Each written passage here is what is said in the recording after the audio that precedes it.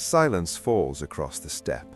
Not the gentle hush of evening, but the kind of absence that means something is watching. In the shimmer of heat rising from cracked earth, three silhouettes move against the horizon, ghosts of evolution, each carrying secrets that rewrite the rules of survival in the harshest theaters on Earth. You are standing at the intersection of impossible worlds. Deserts where water becomes myth, grasslands so vast they swallow sound, thornlands that tear flesh from bone, and in these brutal amphitheaters, three creatures have mastered what millions of others could not, the art of enduring when the planet itself seems designed to kill. This is not a story about antelopes. This is a story about vertical universes stacked inside mammalian frames, about biological engineering so precise it makes human innovation look clumsy, about the difference between merely surviving and dominating landscapes that would crush ordinary life within hours. Imagine East Africa. Not the verdant savannas of documentaries, but the forgotten margins, the thorn scrub so dense it forms walls, the bushland baked to the consistency of fired clay, the places where rainfall is not a season, but a rumor. Here, in terrain that offers almost nothing, a creature stands on two legs like no other antelope on Earth, the gerenuk. Scientists call it Litocranius walleri, but local peoples knew the truth long before taxonomy. This is the giraffe gazelle, and it has rewritten the entire playbook of herbivore survival. Stand beside one, 80 to 105 centimeters at the shoulder, body stretching 140 to 160 centimeters long, weighing anywhere from 28 to 52 kilograms of lean, drought-sculpted muscle. Males carry S-shaped horns like twin scimitars, while females remain sleek and hornless. But these measurements, these numbers, they tell you nothing about what makes this animal a living revolution.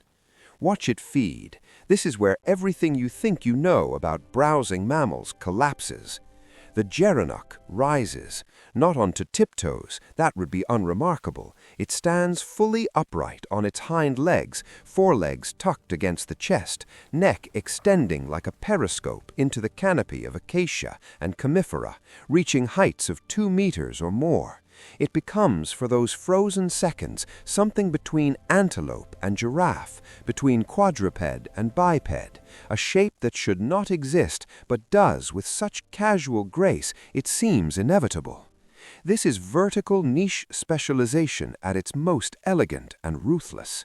While other antelopes cluster around ground-level browse, fighting over the same depleted resources, the gerenuk has claimed an entire altitude that belongs to it alone. Those leaves 2 meters up, unreachable to impala or dik-dik, untouched by kudu that cannot balance in such awkward postures, they might as well be protected by fortress walls.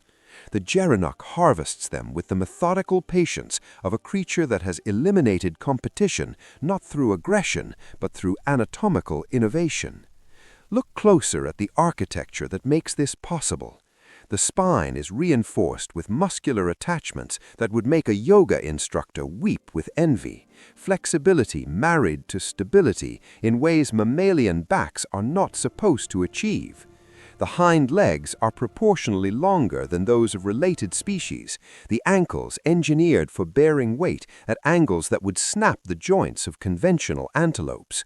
The neck, already elongated beyond normal proportions, extends even further, vertebrae spacing in ways that suggest evolutionary tinkering with fundamental blueprints. And the shoulders, study the shoulders. They are narrow, blade-like, designed to slip between thorns that would impale broader-chested animals. The entire body becomes a probe, a biological tool for extracting nutrition from a three-dimensional maze that keeps other herbivores locked in 2 dimensions. But there is genius beyond the obvious.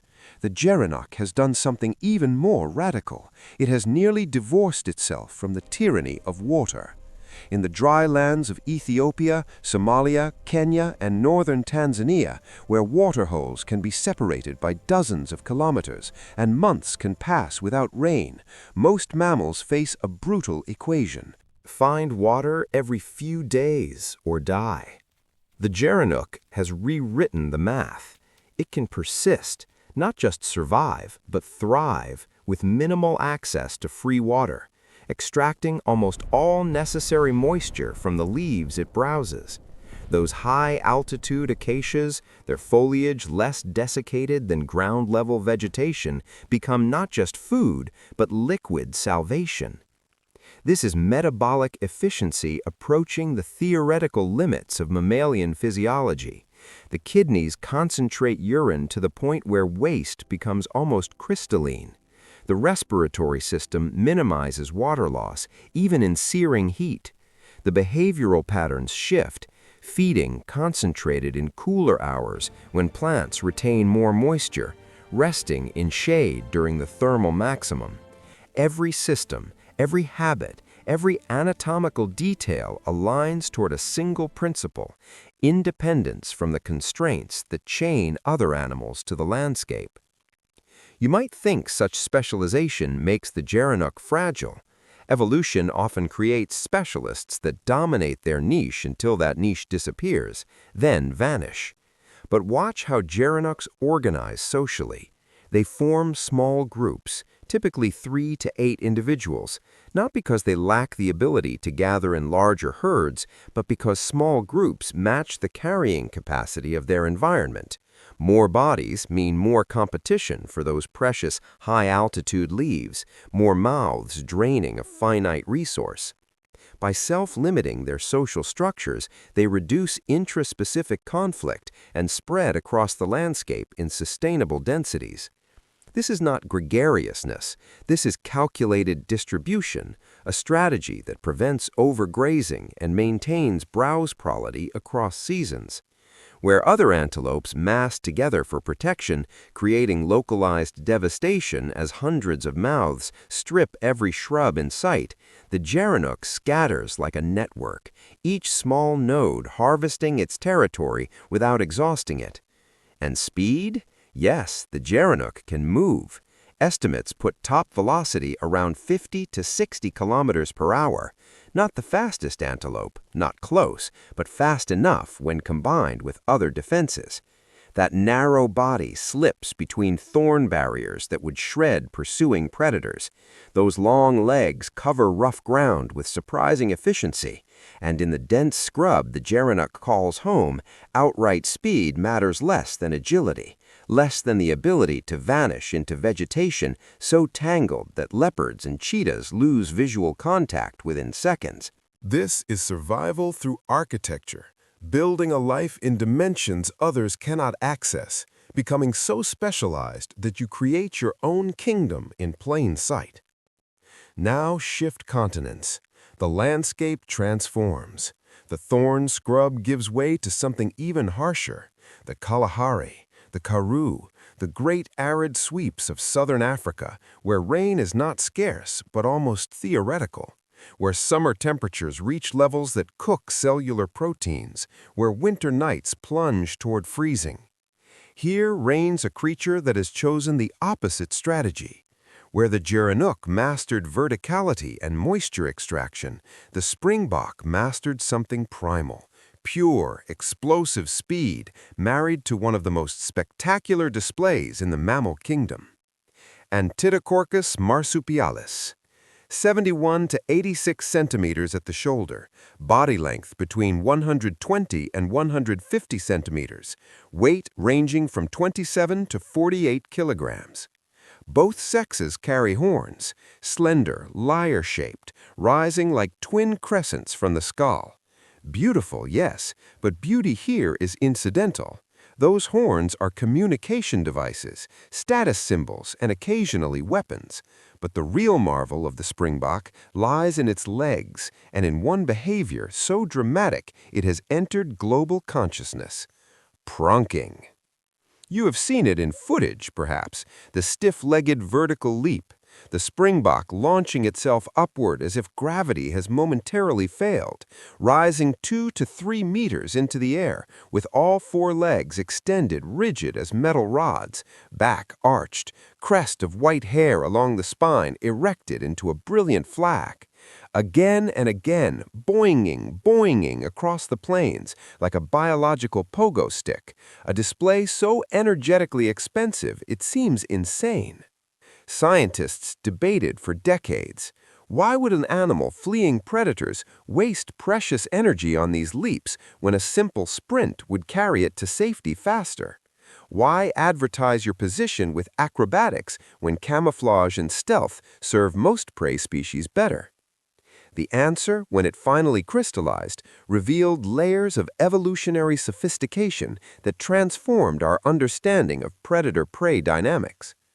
Pronking is a signal, but not the signal everyone assumed. This is not panic. This is advertisement. Honest, costly, impossible to fake. When a springbok pronks, it is broadcasting a message to every lion, cheetah, and wild dog within visual range. I am so fit, so strong, so bursting with muscular power that I can afford to waste energy on this ridiculous display. Catch me if you think you can, but know that I have reserves to spare. It works because it is expensive. Only healthy animals can pronk repeatedly. The sick, the injured, the young or old, they cannot sustain these vertical explosions of muscle and tendon. So predators, calculating hunters conserving their own energy for pursuits likely to succeed, often choose different targets. The pronker survives not through speed alone, but through honest signaling, a biological contract written in airborne hooves. But there is more. Some researchers propose pronking confuses pursuit predators, disrupts the visual tracking that cheetahs rely on when accelerating toward prey. The sudden vertical movement, the flash of white crest, the unpredictable bouncing rhythm, they introduce chaos into the predator's calculations, make velocity and trajectory harder to predict. It may buy seconds. In the calculus of survival, seconds equal meters, and meters equal life. And when pronking fails, when the display does not deter and pursuit becomes inevitable, the springbok has one more card to play. It can run. 88 kilometers per hour, 55 miles per hour sustained across open ground, making the springbok one of the fastest antelopes in Africa, faster than most predators except the cheetah. But here is where understanding becomes critical. Cheetahs are sprinters, not marathoners. Their incredible acceleration burns through energy reserves in under a minute. The springbok, lighter and more efficient, can maintain high speeds longer. The chase becomes a mathematics problem. Can the cheetah close the gap before its muscles flood with lactic acid and force a shutdown? Often, the answer is no. The springbok does not outrun the cheetah in raw top speed. Few animals can, but it outlasts the sprint, turns predation into an endurance contest the cat cannot win. Watch how springboks survive water scarcity. Like the gerenuk, they have cracked the code of arid living, but through different mechanisms. They are selective feeders, choosing forage with higher moisture content, shifting diet with seasons to track water availability in plants. They can extract almost all necessary hydration from grass and shrubs, visiting waterholes only when vegetation has been stripped dry by months of drought. Their kidneys rival the gerenuk in concentration efficiency, their metabolic processes minimize waste, and behaviorally they rest during the hottest hours, reducing water loss through respiration and perspiration. Social structure here follows different logic than the gerenuk's small groups. Springbok form herds that vary seasonally, small groups during good times when forage is distributed and plentiful, but capable of coalescing into massive aggregations when conditions dictate migration. Historically, before human expansion fragmented landscapes, springbok migrations numbered in the hundreds of thousands, possibly millions, a moving tide of flesh and horn that blackened the plains for kilometers. Those migrations are largely gone now, broken by fences and farms and cities, but the instinct remains. When drought strikes hard enough, when local resources collapse completely, scattered herds still attempt to gather, still try to move in search of rain-greened pastures their ancestors followed for millennia. The hardware persists, even when the landscape no longer supports the software. But resilience has limits. Both Gerenuk and Springbok, for all their adaptations, inhabit ranges that remain relatively intact. Their numbers fluctuate with rainfall and predation, but remain generally stable. They have not faced the catastrophic collapse that haunts our third protagonist. We must now turn to the steppe. Not African scrub or Kalahari plains, but the vast grasslands of Central Asia, Kazakhstan, Mongolia, fragments of Russia, a landscape of extremes that makes African ecosystems look gentle. Summer temperatures that exceed 50 degrees Celsius, winter cold that plunges to -50, dust storms that turn day into choking twilight, blizzards that bury the earth under meters of ice and snow. And moving through this apocalyptic theater, carrying one of the strangest anatomical features in the mammal world, the saiga antelope.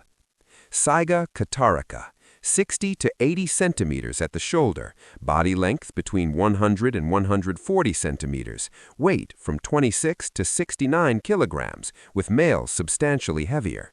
Males carry ringed horns of translucent amber, prized by traditional medicine markets and black market poachers.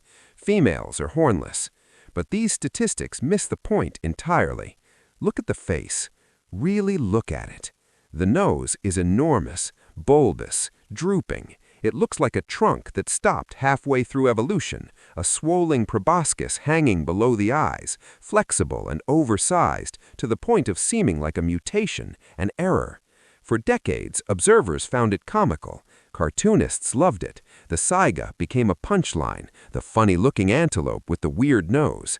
Then, scientists actually studied what that nose does. Imagine you are a saiga. It is summer on the steppe. The ground is baked to concrete hardness. Herds of thousands move across the plains, and every hoof raises dust, fine particulate matter, silica fragments, organic debris, creating choking clouds that would shred the delicate tissues of lungs and respiratory passages. You breathe through that nose. The passages inside are labyrinthine, folded into turbulent chambers lined with mucous membranes.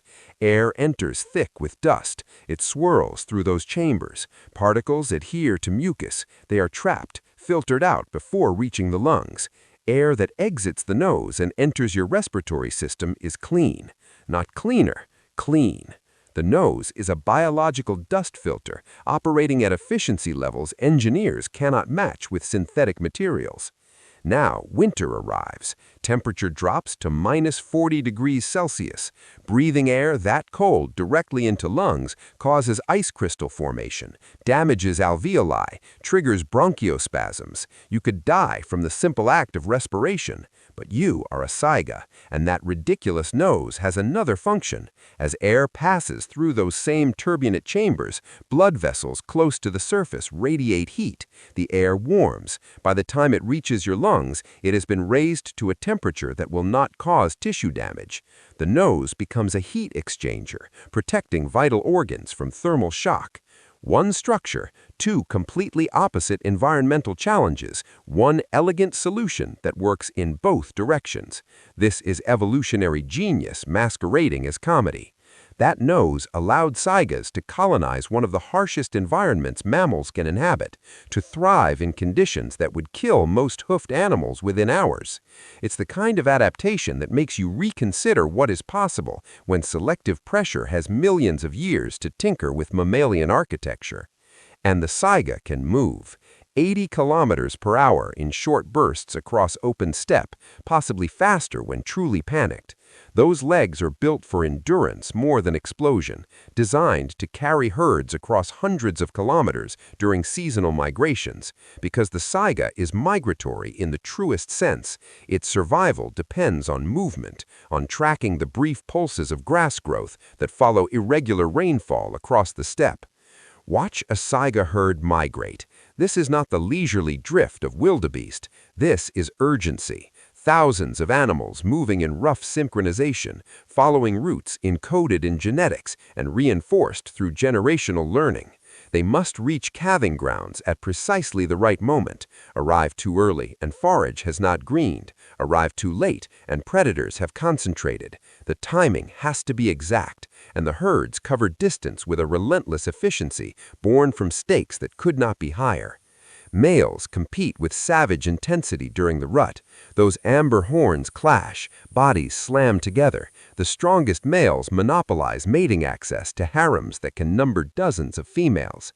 It's brutally selective. Only the most robust genetics get passed forward. But here's the twist. Females often give birth to twins, not occasionally, often. This is unusual among antelopes, most of which default to single births. Twins mean population can bounce back quickly when conditions improve after a crash. It's a bet on the boom-bust cycle, an adaptation to steppe unpredictability. Which brings us to the tragedy. The saiga is critically endangered, IUCN Red List. Populations that once numbered in the millions have collapsed to fractions of historical abundance. Two apocalyptic forces converged. First, poaching. Those translucent amber horns, ground into powder for traditional medicine markets despite zero pharmacological efficacy, became worth more per kilogram than gold in some markets. Organized criminal networks mobilized. Herds were slaughtered wholesale. Males were targeted preferentially, creating gender imbalances that tanked reproductive rates. Rangers and conservationists fought back, but the steppe is vast and poorly monitored, and poverty makes poaching economically irresistible for local communities. Second, disease. In 2015, a mass die-off killed over 200,000 saigas, more than 60% of the global population, in less than 3 weeks. Pastorella bacteria, normally present in saiga microbiomes at low levels, bloomed into fatal hemorrhagic septicemia. Why? Scientists suspect climate anomalies. Unusual heat and humidity created conditions where bacteria could proliferate explosively. The herds, concentrated on calving grounds, provided perfect vectors for transmission. Mothers died beside newborn calves. The steppe became a graveyard. This is what happens when specialization meets sudden environmental change, compounded by human pressure. The saiga evolved for predictable extremes: hot summers, cold winters, mobile herds tracking forage. It did not evolve for rifle bullets and bacterial blooms triggered by climate disruption. Conservation efforts continue. Breeding programs, anti-poaching patrols, habitat restoration, international pressure on traditional medicine markets. The saiga has shown it can recover when given breathing room. Populations rebounded somewhat after the 2015 collapse, proving the twin birth strategy works. But recovery is fragile. Another mass die-off, another surge in poaching, and extinction shifts from theoretical to probable. Step back. Look at the pattern. 3 antelopes, 3 continents, 3 radically different strategies for surviving landscapes that offer minimal water, extreme temperatures, and predators designed by millions of years of evolution to kill efficiently. The Gerenuk chose verticality. It became a specialist so refined, so narrowly focused on high-altitude browse and thorn scrub that it eliminated competition by existing in a dimension others could not access as available. Small groups, moisture independence, anatomical innovation, every element aligned toward dominance of a niche most herbivores cannot even perceive as available. The Springbok chose speed and signaling. It remained a generalist in diet and habitat, but developed physical capabilities, 88 kilometers per hour, pronking displays, moisture extraction from varied forage that allow it to thrive across southern African arid zones. Flexibility over specialization, movement over territory, honest advertisement over stealth. The saiga chose migration and anatomical extremes. That improbable nose, the twin births, the seasonal movements across the steppe measured in hundreds of kilometers, these are adaptations to boom-bust unpredictability, to an environment that provides abundance for weeks, then starvation for months. The saiga became a creature of cycles, of movement, of biological responses to volatility. All three work. All three represent solutions to problems that would kill most mammals, but they also reveal how precarious survival becomes when human activity intersects with evolutionary strategies refined over millennia. The gerenuk faces habitat loss as thorn scrub gets cleared for agriculture and settlements, but its range remains relatively large and intact. Populations are stable. The springbok, once nearly hunted to extinction in the 19th century, rebounded thanks to conservation efforts and now thrives on protected lands and even ranches where its meat is commercially harvested sustainably. It is a conservation success story, proof that intervention can reverse decline. The saiga teeters on the edge despite being perfectly adapted to its environment, because that environment now includes assault rifles and climate-driven disease outbreaks. Adaptation means nothing when threats arrive faster than evolution can respond. This is the brutal lesson written across these three species.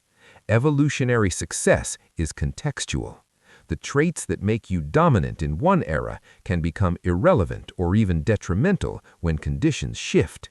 The gerenuk's vertical browsing is genius until there are no more trees. The springbok's speed is revolutionary until there is nowhere left to run. The saiga's migration is essential until the routes are blocked by fences or the timing disrupted by climate chaos. But there is also resilience here that should not be dismissed. These are not fragile orchids clinging to existence through luck. These are battle-hardened survivors of ice ages, volcanic winters, megafaunal extinctions, climate swings that make current warming look like a gentle slope. They have genetic flexibility, behavioral plasticity, physiological robustness that allowed them to persist when thousands of other species vanished.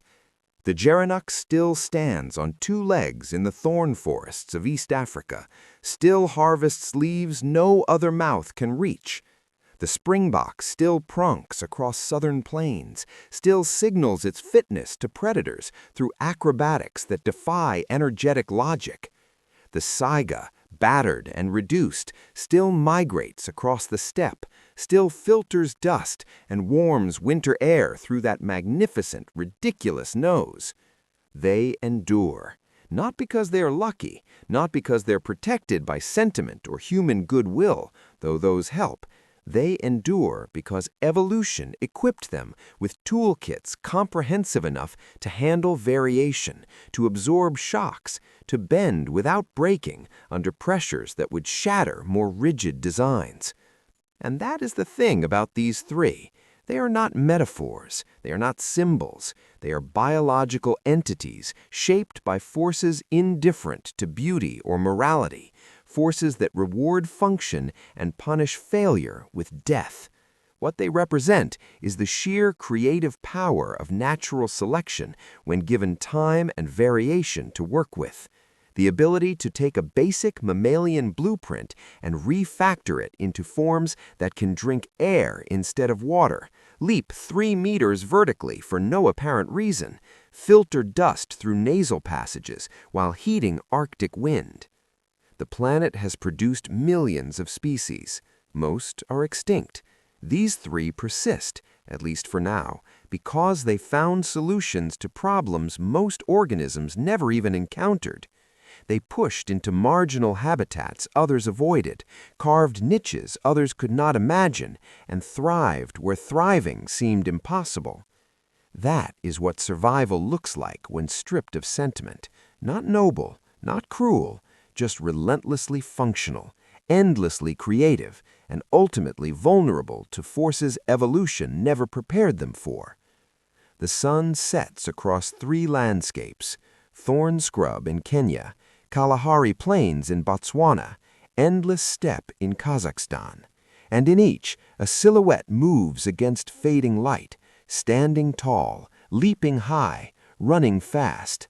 Still here, still adapted, still writing the next chapter of an evolutionary story that stretches back millions of years and forward into an uncertain future where the rules are being rewritten faster than genomes can respond. And the question that haunts any honest assessment: will adaptation be enough? Or have we entered an era where even the most specialized, most successful, most beautifully engineered survivors will find themselves obsolete, not because they failed at evolution, but because the game itself has changed beyond recognition? That answer is still being written across continents in real time by creatures whose bodies contain billions of years of accumulated wisdom and whose futures hang in balance measured by human choices as much as natural laws.